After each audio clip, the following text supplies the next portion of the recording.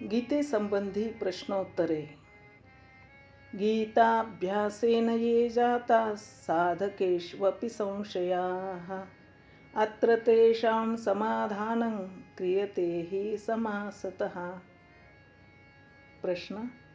कौरव सेनेचे तर शंख, भेरी, ढोल इत्यादी कित्येक बाजे वाजले, परंतु पांडव सेनेचे केवळ शंखच वाजले असे का?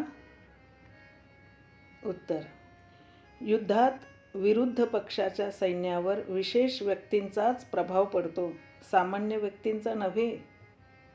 कौरव सेनेचे मुख्य सेनापती भीष्मांनी शंख वाजविल्यानंतर सर्व सैनिकांनी आपापली कित्येक प्रकारची वाद्ये वाजविली. त्याचा पांडव सैन्यावर काहीच प्रभाव पडला नाही. पण पांडव सेनेतील मुख्य व्यक्तींनी आपापले फक्त शंखच वाजविले. त्यांच्या भयानक आवाजांनी कौरव सेनेची हृदये विदीर्ण करून टाकली. प्रश्न. भगवंत तर जाणतच होते की भीष्मांनी केवळ दुर्योधनाला प्रसन्न करण्यासाठीच शंख वाजविला. ही युद्धारंभाची घोषणा नाही, तरी देखील भगवंतांनी शंख का वाजविला? उत्तर. भीष्मांनी शंख वाजविल्यानंतर कौरव सेनेतील सर्व वाद्ये एकदम वाजू लागली. अशा वेळी जर पांडव सेनेतील वाद्ये वाजली नसती तर पांडव सेनेचा पराभव सूचित झाला असता. हे योग्य झाले नसते व व्यवहारही उचित वाटला नसता. म्हणून भक्त पक्षपाती भगवंतांनी पांडवांचे सेनापती धृष्टद्युम्नाची पर्वा न करता सर्वात प्रथम शंख वाजविला. प्रश्न. अर्जुनाने पहिल्या अध्यायात धर्माच्या बऱ्याच गोष्टी सांगितल्या. जर तो धर्मासंबंधी इतक्या गोष्टी जाणत होता तर मग त्याला मोह का झाला? उत्तर. कुटुंबाची ममता विवेकाला दाबून टाकते, त्याचा प्रभाव राहू देत नाही व मनुष्याला मोह ममतेमध्ये तल्लीन करून टाकते. अर्जुनाला देखील कुटुंबाच्या ममत्वामुळेच मोह झाला. प्रश्न. जर अर्जुन लोभास पापाचे कारण मानत होते तर त्यांनी इच्छाला नसताना देखील मनुष्य पाप का करतो हा प्रश्न का विचारला? उत्तर. कौटुंबिक मोहामुळे अर्जुन पहिल्या अध्यायात युद्धापासून परावृत्त होण्यास धर्म आणि युद्धास प्रवृत्त होण्यास अधर्म समजत होते. अर्थात शरीरादी संबंधी त्यांची दृष्टी केवळ भौतिक होते, म्हणून स्वजनांना मारण्यात लोभ हाच हेतू आहे असे मानत होते. परंतु पुढे गीतेचा उपदेश ऐकता ऐकता त्यांच्यात आपल्या कल्याणाची इच्छा जागृत झाली. म्हणून त्यांनी विचारले की इच्छा नसतानाही मनुष्य अयोग्य कामात का प्रवृत्त होतो? तात्पर्य. पहिल्या अध्यायात अर्जुन मोहाविष्ट अवस्थेत सांगत आहे आणि तिसऱ्या अध्यायात साधकाच्या दृष्टीने विचारत आहे. प्रश्न. शरीरी म्हणजे जीवात्मा अविनाशी आहे, त्याचा विनाश कोणी करूच शकत नाही, तर मग मनुष्याला प्राण्याच्या हत्येचे पाप लागूच नये? उत्तर. पाप तर देह व प्राण यांच्या वियोग करण्याची लागते. कारण प्रत्येक प्राणी पिंड प्राणात राहू इच्छितो, जिवंत राहू इच्छितो. जरी महात्मा लोक जिवंत राहण्याची इच्छा करीत नाहीत तरी त्यांना मारण्याचे फार मोठे पाप लागते, कारण ते जिवंत राहावेत अशी जगातील सर्वांची इच्छा असते. त्यांच्या जिवंतपणामुळे प्राणीमात्रांचे परमहित साधत असते. सर्वांना परमशांतीचा लाभ होतो. ज्या वस्तू प्राण्यांसाठी जितक्या महत्त्वाच्या व आवश्यक असतात त्यांचा नाश करण्याचे पापही अधिकात अधिक असते. प्रश्न. आत्मा नित्य सर्वत्र परिपूर्ण स्थिर स्वभावाचा आहे, तर मग याचे जुन्या शरीराला सोडून नव्या शरीरात जाणे कसे शक्य आहे? उत्तर. जेव्हा हा प्रकृतीचा अंश असलेल्या शरीरास आपले मानतो, त्याच्याशी तादात्म्य करून घेतो, तेव्हा हा प्रकृतीच्या अंशाच्या जाण्या येण्यास, त्याच्या जीवनमरणास आपलेच जाणे येणे जीवनमरण समजतो. त्याच्या दृष्टीने याचे दुसऱ्या शरीरात जाणे म्हटले गेले आहे. वास्तविक तात्विक दृष्टीने याचे जाणे येणे जीवनमरण असतच नाही. प्रश्न. भगवंतांनी म्हटले आहे की क्षत्रियांना युद्धासारखे कल्याणाचे दुसरे साधनच नाही. तर लढाई करण्यानेच क्षत्रियांचे कल्याण होईल काय? दुसऱ्या कोणत्याही साधनाने होणार नाही?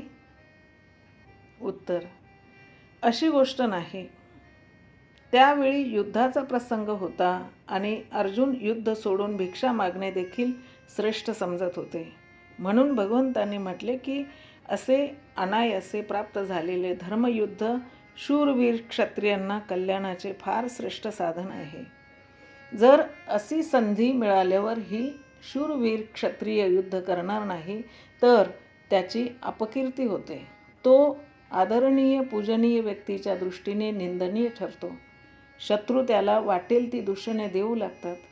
तात्पर्य, अर्जुनाच्या समोर युद्धाचा प्रसंग होता म्हणून भगवंतांनी युद्ध हेच श्रेष्ठ साधन सांगितले. युद्धाशिवाय अन्य साधनांनी क्षत्रिय आपले कल्याण करू शकत नाही असे नाही. कारण पूर्वी देखील पुष्कळसे क्षत्रिय राजे चौथ्या आश्रमात वनात जाऊन साधन भजन करीत असत व त्यांचे कल्याणही झाले आहे. प्रश्न, कर्माचा आरंभ न करणे आणि कर्माचा त्याग करणे ह्या दोन्ही गोष्टी एकच आहेत. कारण दोघांमध्ये कर्माचा अभावच आहे. म्हणून भगवंतांनी कर्माच्या अभावाने सिद्धी होत नाही असे म्हणण्यास पाहिजे होते. तरी देखील भगवंतांनी दोन्ही गोष्टी एकाच वेळी का सांगितल्या? उत्तर, भगवंतांनी ह्या दोन गोष्टी कर्मयोग व ज्ञानयोग यांच्या दृष्टीने सांगितलेल्या आहेत. कर्मयोगात निष्काम भावनेने कर्म केल्यानेच समता प्राप्त होते. कारण मनुष्य कर्मच करणार नाही तर सिद्धी असिद्धीमध्ये मी सम राहिलो हे कसे समजेल? म्हणून भगवंतांनी म्हटले आहे की कर्माचा आरंभ न करण्याने सिद्धी प्राप्त होत नाही.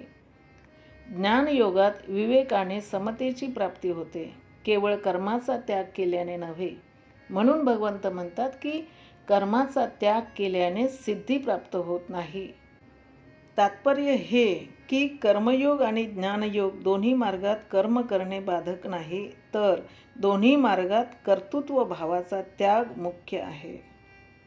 प्रश्न, कोणीही मनुष्य नित्य एकसारखे कर्म करीत नाही आणि झोप घेणे, श्वासोच्छ्वास घेणे, डोळे मिटणे उघडणे इत्यादी क्रियांना देखील मी करीत आहे असे मानित नाही. तर मग 3ऱ्या अध्यायाच्या 5व्या श्लोकात असे का म्हटले आहे की मनुष्य कर्म करण्या वाचून एक क्षण देखील राहू शकत नाही? उत्तर, जोपर्यंत मनुष्य स्वतःचा संबंध प्रकृतीशी मानतो तोपर्यंत तो कोणतीही क्रिया करो अगर न करो त्याच्यात क्रियाशीलता राहतेच. त्या क्रिया 2 प्रकारच्या असतात. क्रिया करणे व क्रिया होणे हे दोन्ही प्रकार प्रकृतीच्या संबंधामुळेच होतात. परंतु जेव्हा प्रकृतीचा संबंध राहत नाही तेव्हा करणे आणि होणे दोन्ही राहत नाहीत. उलट फक्त आहे एवढेच राहते. करण्यामध्ये कर्ता असतो, होण्यात क्रिया असते आणि असणे म्हणजे आहे यात तत्व असते. वास्तविक कर्तृत्व असतानाही आहे असतेच, क्रिया होत असतानाही आहे अस्तित्व असतेच. अर्थात कर्ता आणि क्रिया यात आहेचा अभाव नसतो, पण आहे मध्ये कर्ता व क्रिया दोघांचा अभाव असतो. प्रश्न, पाऊस पडण्याशी हवनरूप यज्ञाचा संबंध तर असतो.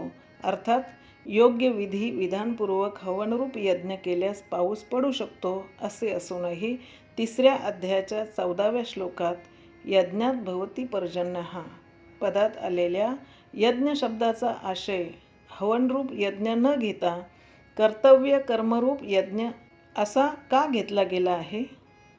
उत्तर, वास्तविक पाहिले तर कर्तव्यच्युत झाल्याने अकर्तव्य केल्यानेच पर्जन्यवृष्टी होत नाही आणि दुष्काळ पडतो.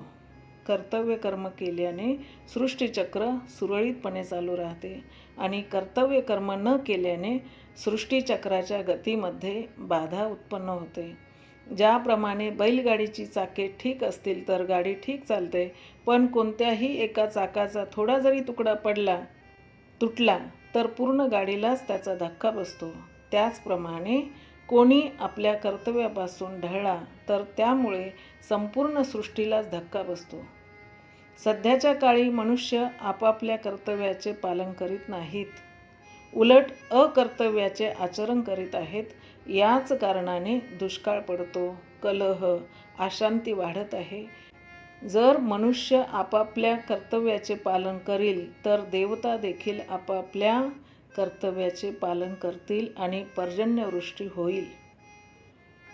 दुसरी गोष्ट, अर्जुनाचा प्रश्न आणि भगवंताचे उत्तर तसेच प्रकरण 3 अध्याय 10 आणि 13 श्लोकाकडे लक्ष दिले तर कर्तव्य कर्माचाच प्रवाह दिसून येईल.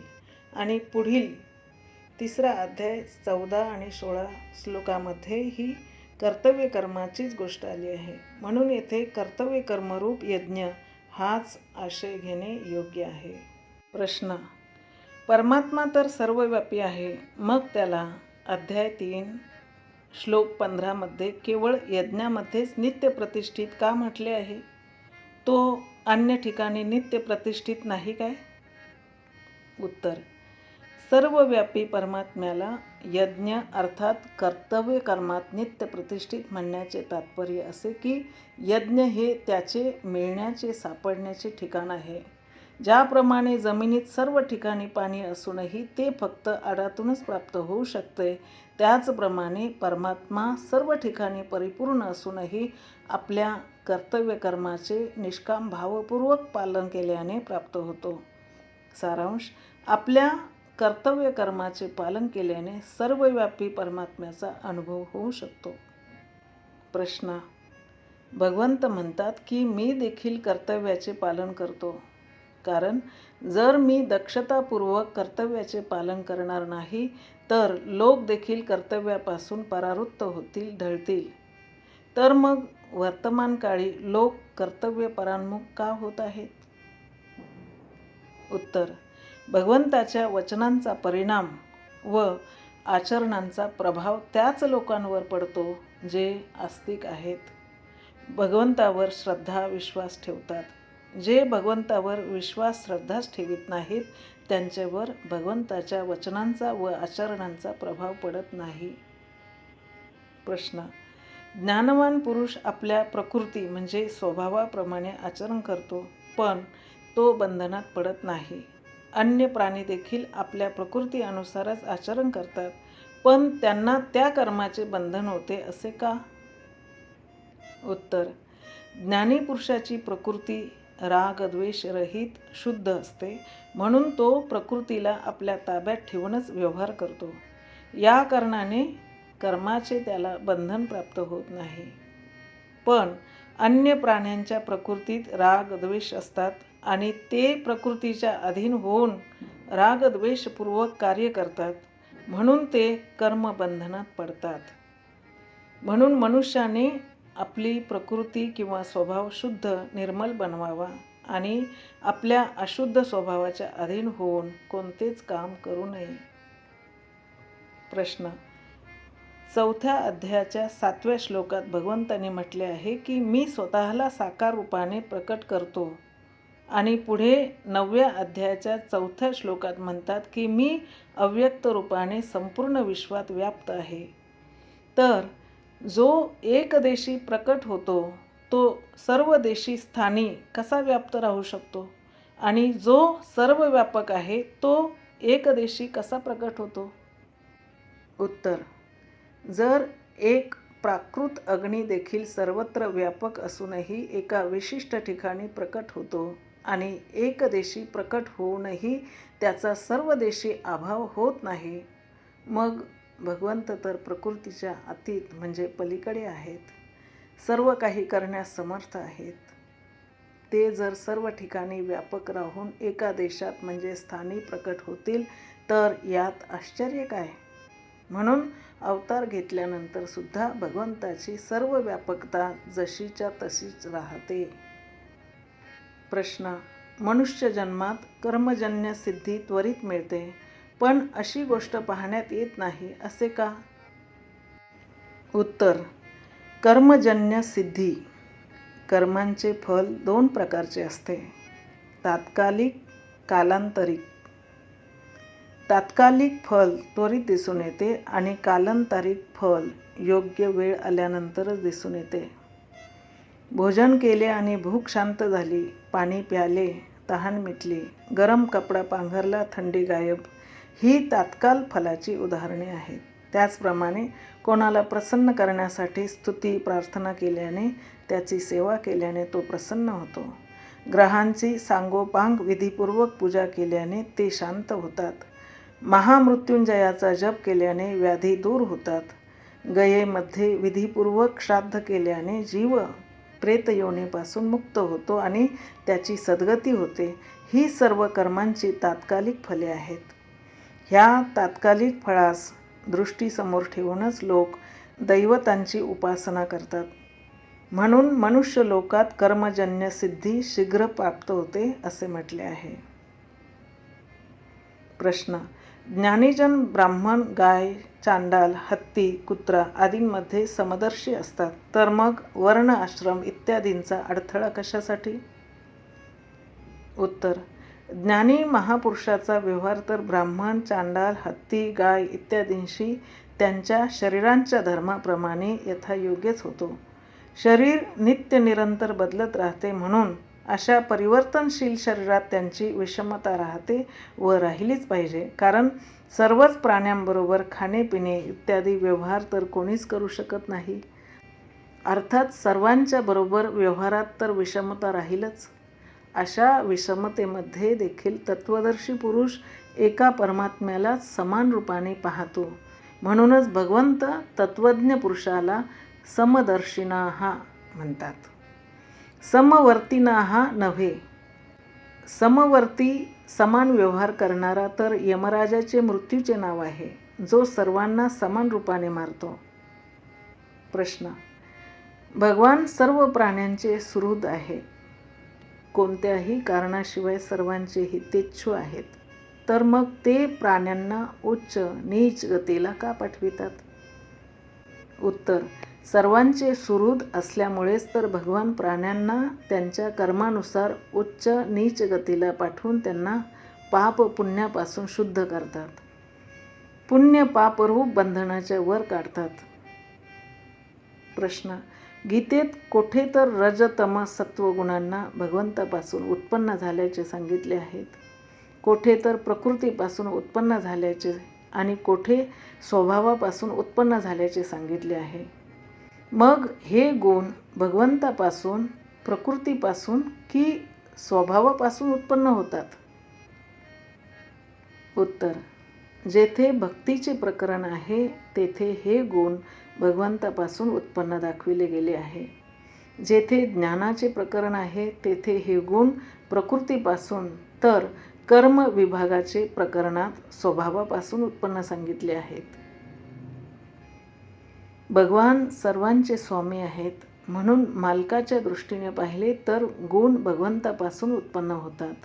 सर्वांच्या उत्पत्तीचे कारण प्रकृती आहे, म्हणून कारण दृष्टीने पाहिले तर गुण प्रकृतीपासून उत्पन्न होतात.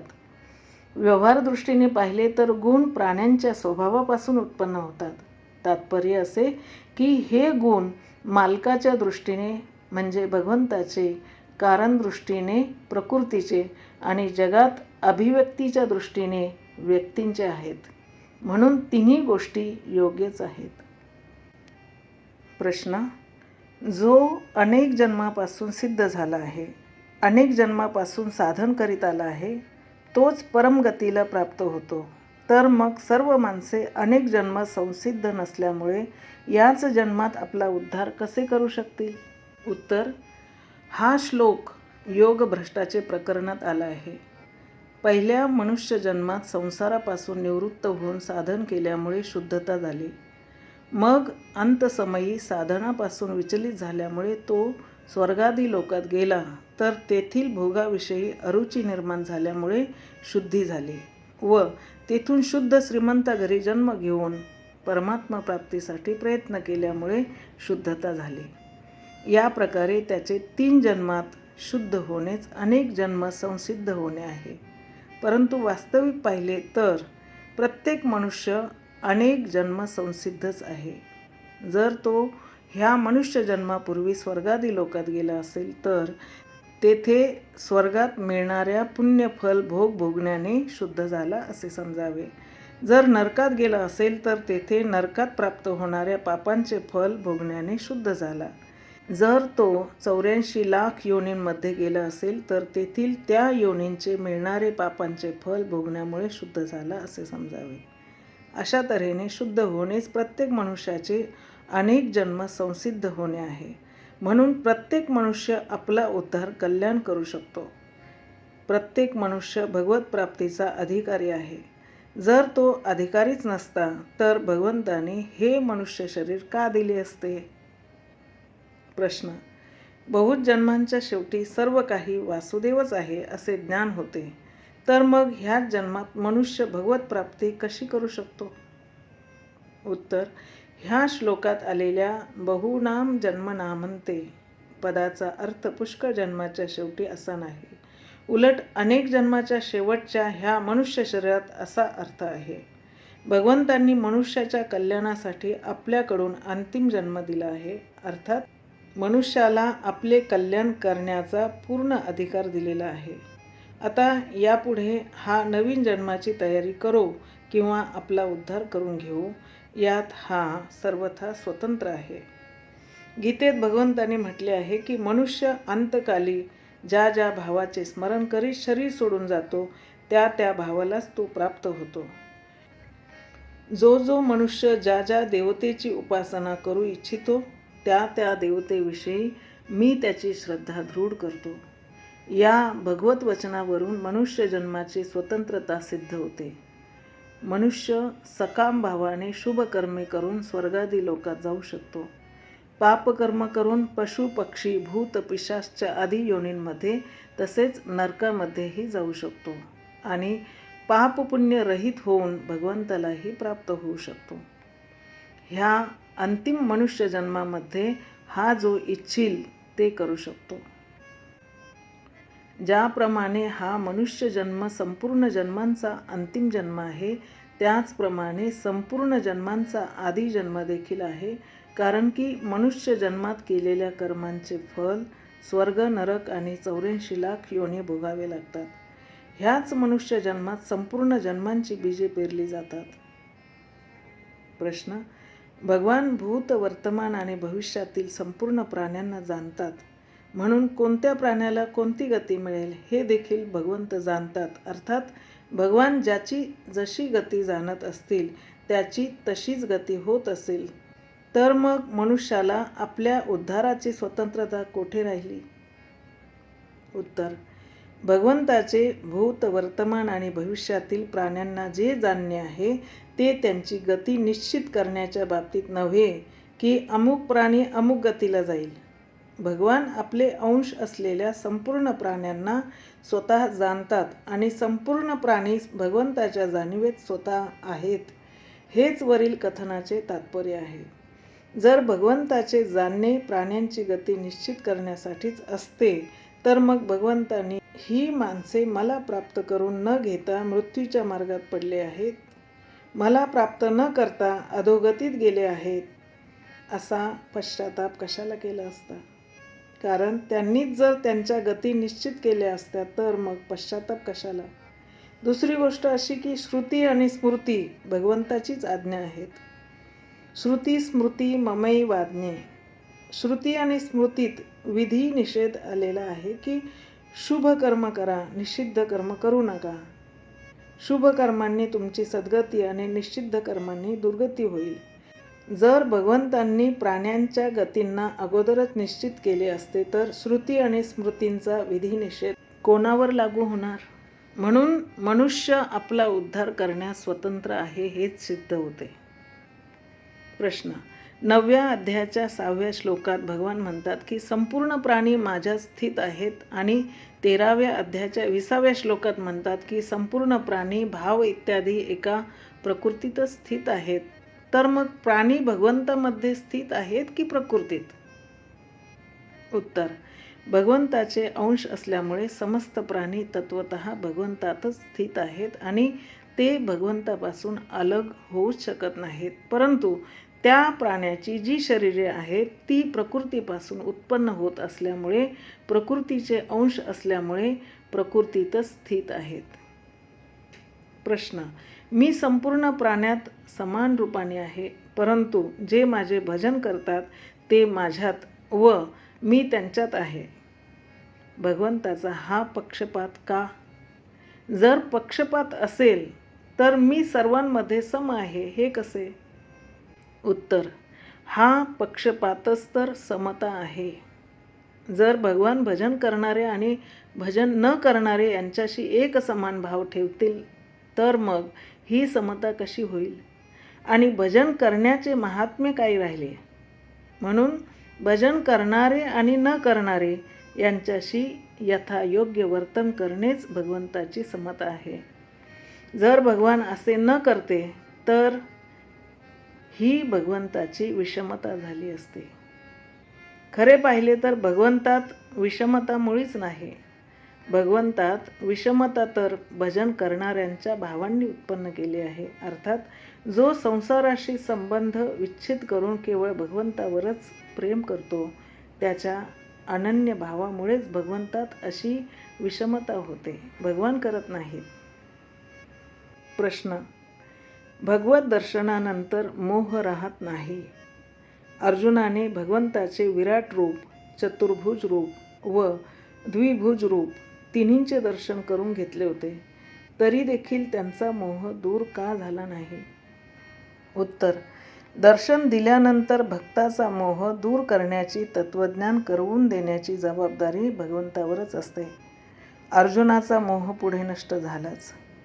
यावरून हेच सिद्ध होते की भगवत दर्शनानंतर मोह नष्ट झाल्याशिवाय राहत नाही. अर्जुनाने आपला मोह नष्ट होण्यास गीतोपदेश कारण मानला नाही आणि दर्शनही कारण मानले नाही, उलट भगवत कृपेलाच कारण मानले आहे. त्वत्प्रसादात. प्रश्न: 13व्या अध्यायाच्या 12व्या श्लोकात परमात्म्यास ज्ञेय म्हटले आहे आणि 18व्या अध्यायाच्या 18व्या श्लोकात संसाराला ज्ञेय म्हटले आहे. याचे तात्पर्य काय? प्रश्न: 13व्या अध्यायाच्या 12व्या श्लोकात परमात्म्यास ज्ञेय म्हटले आहे आणि 18व्या अध्यायाच्या 18व्या श्लोकात संसाराला ज्ञेय म्हटले आहे. याचे तात्पर्य काय?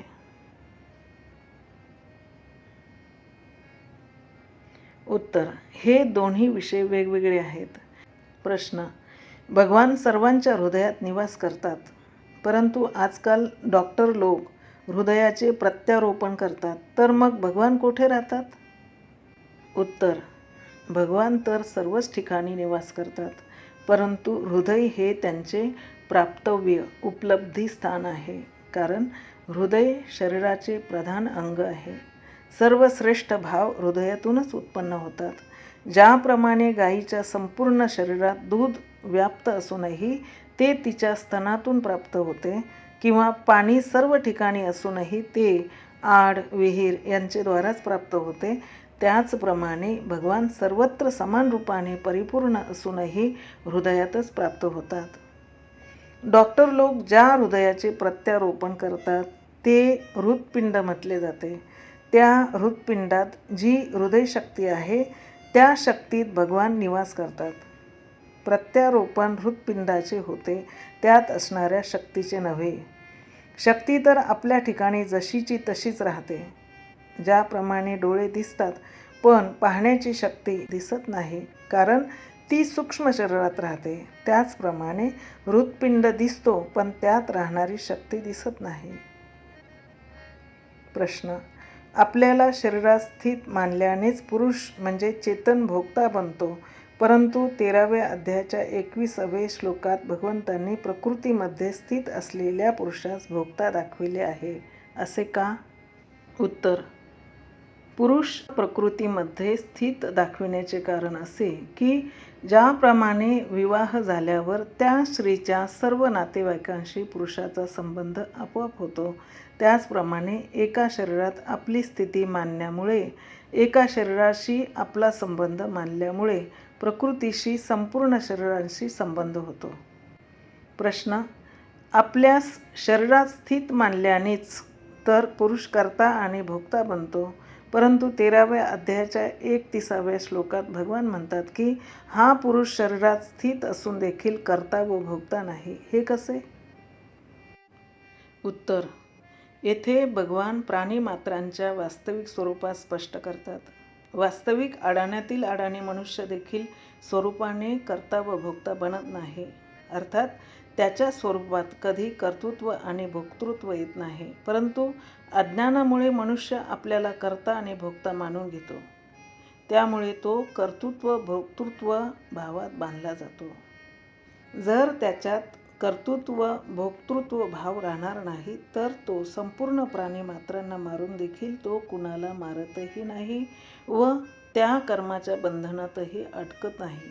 प्रश्न: रजोगुणाची तात्कालिक वृत्ती वाढल्यानंतर आणि त्याच गुणाच्या प्रधानतेमध्ये मरणारा प्राणी मनुष्य लोकात जन्मतो. ह्या दोन्ही गोष्टींनी हेच सिद्ध होते की ह्या मनुष्य लोकात सर्वच माणसे रजोगुणीच असतात. सत्वगुणी व तमोगुणी कोणी असत नाहीत. परंतु गीतेत ठिकठिकाणी तिन्ही गुणांचाही उल्लेख आलेला आहे. ह्याचे तात्पर्य काय? उत्तर: ऊर्ध्वगती, मध्यगती व अधोगती ह्या तिन्हींमध्ये 3 गुण असतात. परंतु ऊर्ध्वगतीत सत्वगुणाची, मध्यगतीत म्हणजे मनुष्यलोक रजोगुणाची व अधोगतीत तमोगुणाची प्रधानता असते. त्यामुळेच तर प्राण्यांचे सात्विक, राजस व तामस 3 स्वभाव होतात. ह्याविषयी विस्तारपूर्वक समजून घेण्यासाठी गीतेची साधक संजीवनी टीका अध्याय 14 श्लोक 18 यातील स्पष्टीकरण पाहावे. प्रश्न: 14व्या अध्यायाच्या 17व्या श्लोकात तमोगुणापासून अज्ञान उत्पन्न होते असे म्हटले आहे, तर 18व्या श्लोकात अज्ञानापासून तमोगुण उत्पन्न होतो असे सांगितले आहे. याचे काय तात्पर्य आहे? उत्तर: ज्याप्रमाणे झाडापासून बीज आणि त्या बीजापासून पुष्कळ वृक्ष निर्माण होतात, त्याचप्रमाणे तमोगुणापासून अज्ञान व त्या अज्ञानापासून तमोगुण वाढतो, पुष्ट होतो. प्रश्न: अश्वत्था पिंपळाचे झाडास पूजनीय मानले गेले आहे. मग 15व्या अध्यायाच्या 3ऱ्या श्लोकात संसाररूप अश्वत्थ वृक्ष तोडून टाकावा असे का म्हटले आहे? उत्तर: पिंपळाचे झाड सर्व झाडात श्रेष्ठ आहे. भगवंतांनी त्याला आपली विभूती मानली आहे. औषधी प्रयोगातही ते फार उपयुक्त झाड आहे. त्याच्या तोरांना कुटून चूर्ण करून ते वांझेला प्यायला दिल्यास तिलाही पुत्र होऊ शकतो. पिंपळ सर्वांना आश्रय देतो. पिंपळाच्या खाली सर्व वनस्पती वाढू शकतात. पिंपळ कुणासही बाधा करीत नाही, म्हणून त्यालाही कोणी बाधा देत नाही. म्हणून तो घराची भिंत, छत, आड, विहीर इत्यादी कुठल्याही जागी उगवतो. पिंपळ, वड इत्यादी झाडे ही यज्ञीय आहेत. यांच्या काड्या यज्ञात कामी येतात. म्हणून भगवंतांनी पिंपळास संसाराचे रूपक बनविले आहे. कारण संसार देखील स्वतः कोणास त्रास देत नाही. संसार भगवत स्वरूप आहे. वास्तविक आपले व्यक्तिगत राग, द्वेष, कामना, ममता, आसक्ती इत्यादीकडूनच बाधा दिली जाते. म्हणून भगवंतांनी संसाररूप पिंपळास तोडण्यास सांगितले नाही. उलट त्यात जी कामना, ममता, आसक्ती इत्यादी आहे, ज्यांच्यामुळे मनुष्य जन्म मरणात चक्रात पडतो, त्यांना वैराग्यरूप शस्त्राने तोडण्यास सांगितले आहे. प्रश्न: 15व्या अध्यायाच्या 4थ्या श्लोकात भगवान म्हणतात की त्या आदिपुरुष परमात्म्यालाच मी शरण गेलो आहे. तमेव चाद्यं पुरुषं प्रपद्ये. तर काय भगवान देखील कोणाला शरण जातात? उत्तर: भगवान कोणालाही शरण जात नाहीत, कारण की ते सर्वोपरी सर्वश्रेष्ठ आहेत. केवळ लोकशिक्षणास्तव भगवान साधकाच्या भाषेत बोलून साधकाला असे सूचित करतात, त्याने म्हणजे साधकाने त्या आदिपुरुष परमात्म्यालाच मी शरण आहे अशी भावना करावी. प्रश्न: हा जीव परमात्म्याचा अंश आहे. तर काय हा जीव परमात्म्यापासून उत्पन्न झाला आहे? हा जीव परमात्म्याचा एक तुकडा आहे काय? उत्तर: अशी गोष्ट नाही. हा जीव अनादी सनातन आहे व परमात्मा पूर्ण आहे. म्हणून तो परमात्म्याचा तुकडा कसा होऊ शकेल? वास्तविक हा जीव परमात्मा स्वरूपच आहे, परंतु जेव्हा हा प्रकृतीच्या अंशांना म्हणजेच शरीर, इंद्रिय, मन, बुद्धी यांना मी आणि माझे मानून घेतो तेव्हा तो अंश बनतो. प्रकृतीच्या अंशांना सोडल्यावर तो पूर्ण होऊन जातो. प्रश्न: सात्विक आहारात प्रथम परिणाम फलाचे वर्णन करून मग आहार्य पदार्थांचे वर्णन केले.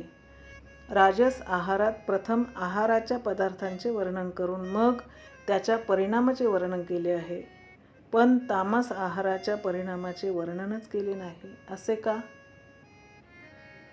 उत्तर: सात्विक माणूस प्रथम परिणामाकडे पाहतो, मग तो आहाराधिकात प्रवृत्त होतो. म्हणून प्रथम परिणामाचे व नंतर खाद्यपदार्थांचे वर्णन केले आहे. राजस माणसाची दृष्टी प्रथम खाद्यपदार्थांकडे जाते, विषय इंद्रिय संबंधाकडे जाते, परिणामाकडे नव्हे. जर राजस माणसाची दृष्टी प्रथम खाद्यपदार्थांकडे जाईल तर तो राजस आहारात प्रवृत्तच होणार नाही. म्हणून राजस आहारात प्रथम खाद्यपदार्थांचे व नंतर परिणामाचे वर्णन आले आहे. तामस माणसास एक प्रकारची बेहोशी व्यापून राहत असते, त्यामुळे त्याच्यात आहार आणि त्याचे परिणामाचा विचारच नसतो.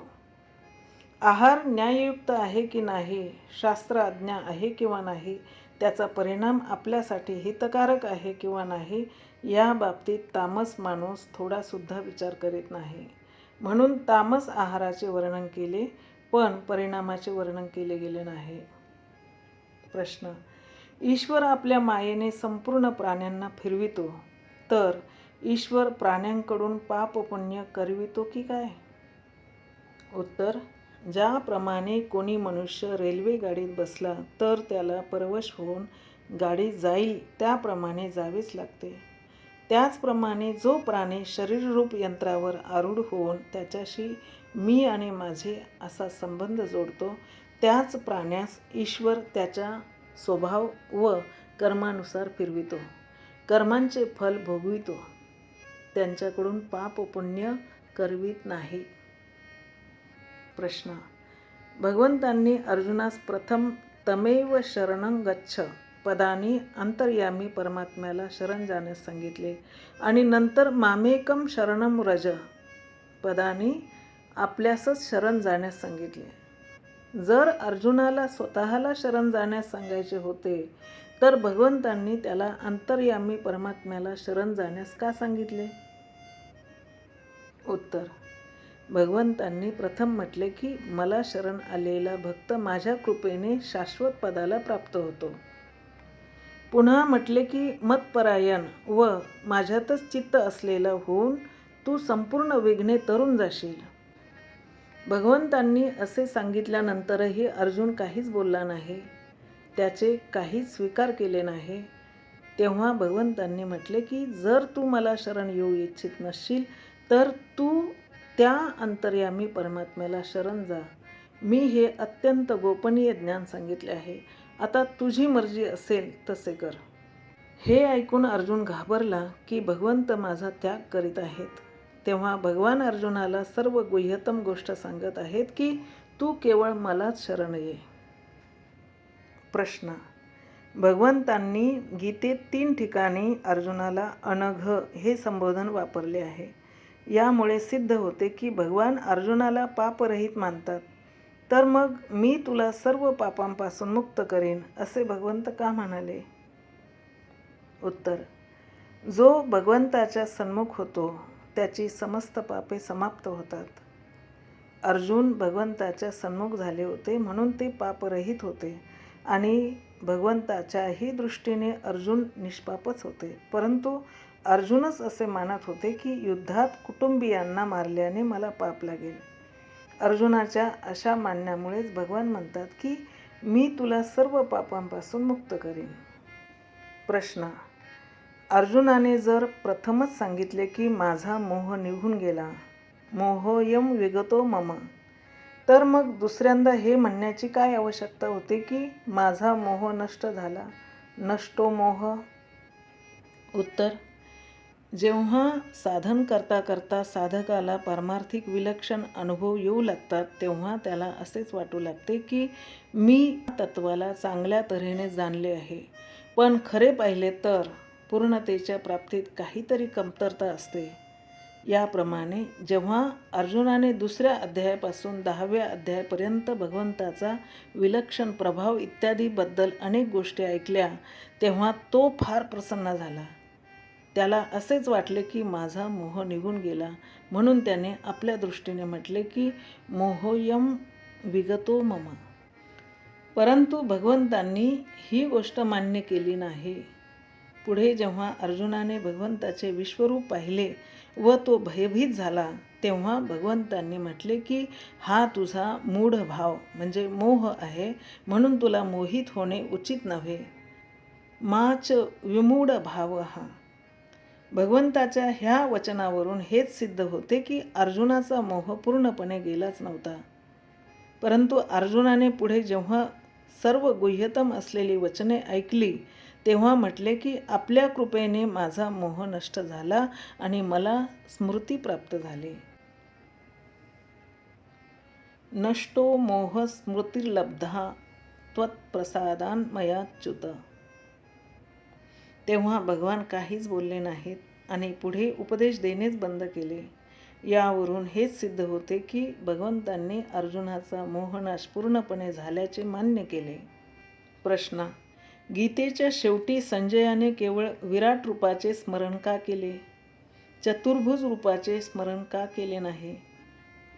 उत्तर: भगवंताचे चतुर्भुज रूप तर प्रसिद्धच आहे, पण विराट रूप तितके प्रसिद्ध नाही. चतुर्भुज रूप विराट रूपा इतके दुर्लभ नाही, कारण भगवंतांनी चतुर्भुज रूपाला पाहण्याचा उपाय दाखविला आहे, पण विराट रूपाला पाहण्याचा उपाय दाखविला नाही. म्हणून संजयाने अत्यंत अद्भुत विराट रूपाचे स्मरण केले आहे. प्रश्न: अर्जुनाचा मोह पूर्णपणे नष्ट झाला होता आणि एकदा मोह नष्ट झाल्यावर पुन्हा मोह होऊ शकत नाही. यज्ञात्वा न पुनर्मोह मेवं यास्यसे. परंतु जेव्हा अभिमन्यू मारला गेला तेव्हा अर्जुनाला कौटुंबिक मोह का झाला होता? उत्तर: तो मोह नव्हता तर बोध होता, उपदेश होता. मोह नष्ट झाल्यानंतर महापुरुषांकडून जे काही आचरण होते ते जगासाठी, अन्य सामान्य लोकांसाठी शिकवण किंवा बोध देणारे असते, आदर्श असते. अभिमन्यू मारला गेल्यानंतर कुंती, सुभद्रा, उत्तरा इत्यादी खूप दुःखी झाल्या होत्या. त्यांचे दुःख दूर करण्यासाठी अर्जुनद्वारा मोहशोकाचे नाटक केले गेले, लीला केली गेली. याचे प्रमाण हे आहे की अभिमन्यू मारला गेल्यानंतर जयद्रथाला मारण्याच्या ज्या ज्या प्रतिज्ञा केल्या त्या सर्व शास्त्र आणि स्मृतींच्या अनुसारच केल्या होत्या.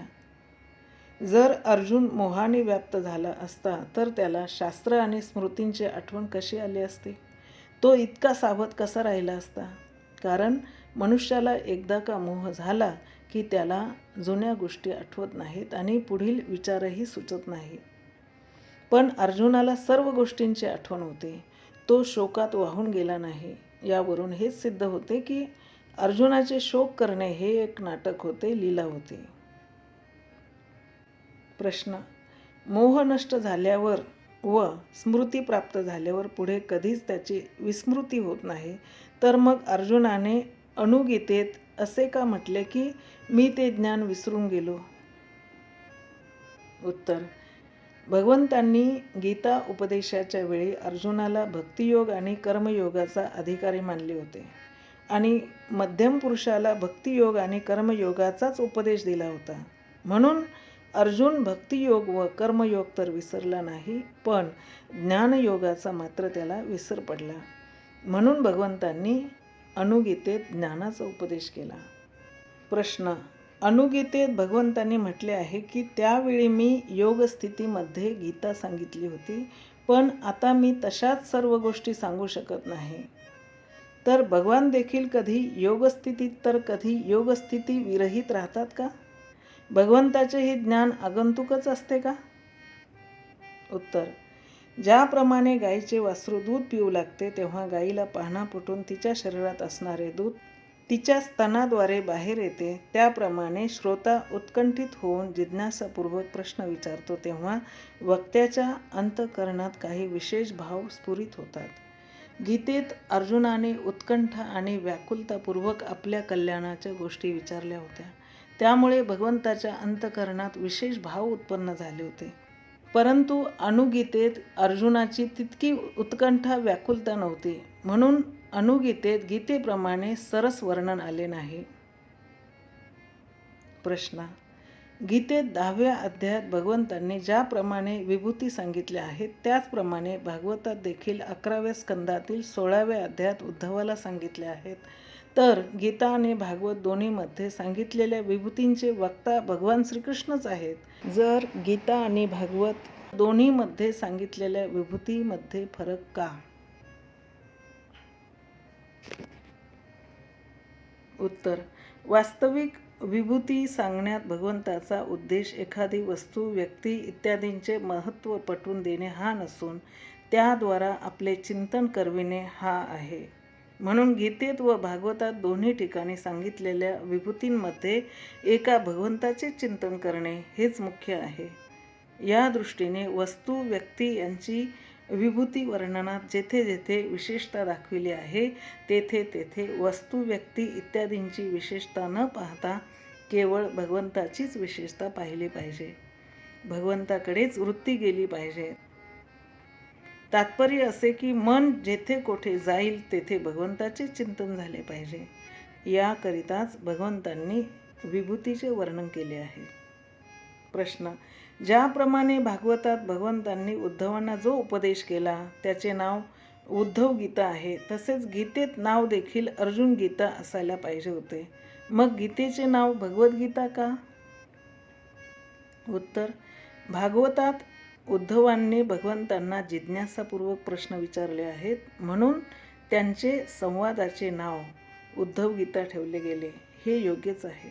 पण गीता सांगण्याची इच्छा तर भगवंताच्याच मनात होती, कारण अर्जुन आला होता युद्ध करण्यास, उपदेश ऐकण्यास नव्हे.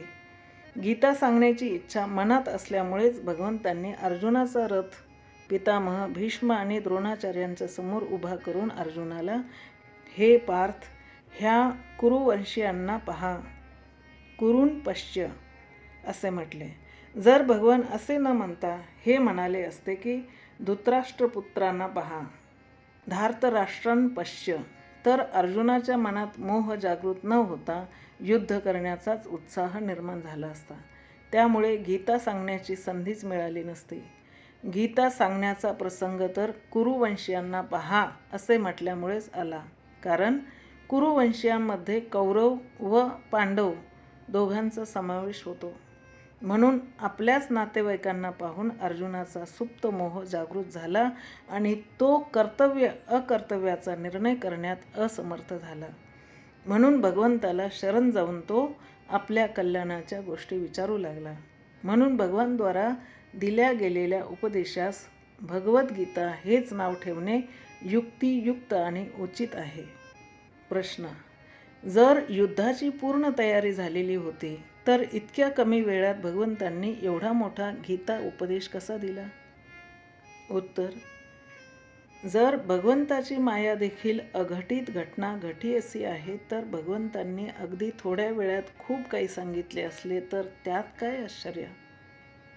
महाभारत पाहिले असता असे दिसून येते की वेळ थोडा नव्हता. अर्जुनाने दोन्ही सैन्यांमध्ये आपला रथ उभा करण्यास सांगितले, त्याप्रमाणे त्यांनी रथ दोन्ही सैन्याच्या मध्ये उभा केला. जर दोन्ही सैन्याच्या मध्यभागी रथ उभा असेल, दोन मित्र आपसात गोष्टी करीत असतील तर मग युद्ध कसे आरंभ होईल? म्हणून दोन्ही सैन्य शांततेने उभी होती. गीता उपदेश पूर्ण झाल्यावर युधिष्ठिर निशस्त्र होऊन कौरव सेनेत गेले. त्यांच्याबरोबर भीम, अर्जुन, नकुल, सहदेव आणि भगवान श्रीकृष्ण देखील होते. कौरव सेनेत जाऊन ते भीष्म, द्रोणाचार्य, कृपाचार्य इत्यादींना भेटले व त्यांच्याशी बोलणे देखील केले.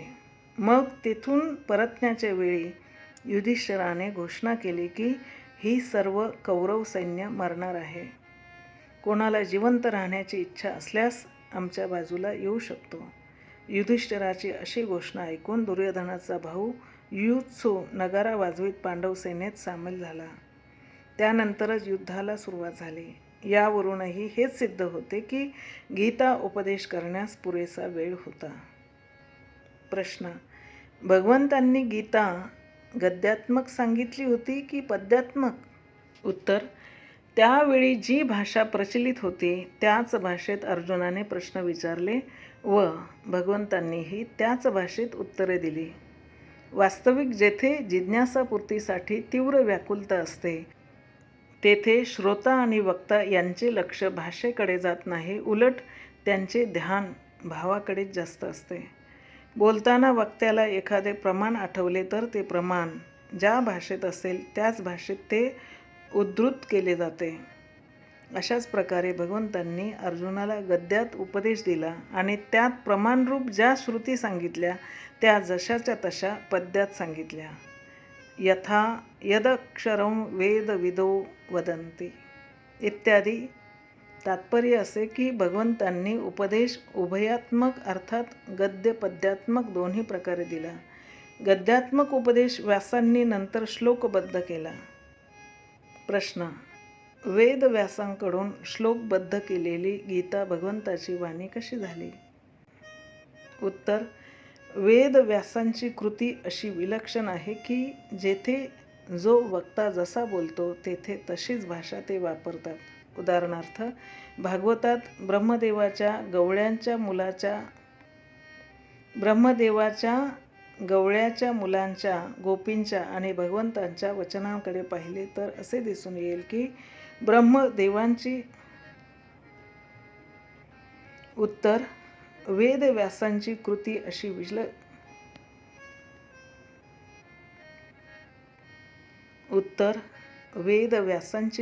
अशी विलक्षण आहे की जेथे जो वक्ता जसा बोलतो तेथे तशीच भाषा ते वापरतात.